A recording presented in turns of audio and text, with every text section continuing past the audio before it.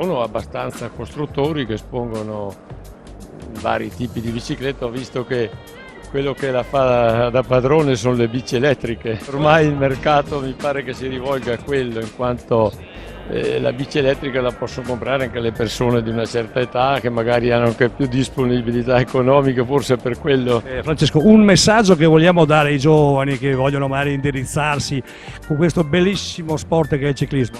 Lo sport agonistico è una cosa, lì per far quello bisogna iscriversi a una società, fare tutta la trafila, dipende da che età uno comincia, insomma.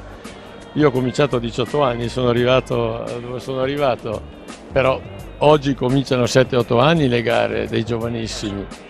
E allora, se uno fa l'agonismo deve rivolgersi a quell'ambiente. Se invece uno fa ciclismo per passatempo, per tenersi in condizione, non c'è né limiti di tempo né di età, è tutto questione di volere, di avere la passione, come chi va a sciare che fanno sia alpinismo, che vanno anche di notte, insomma in bici si può fare di tutto e poi bisognerebbe che la gente la usasse nelle città dove ormai non si può più girare, e chi abita in città invece che andare in giro con la macchina dovrà andare con la bici.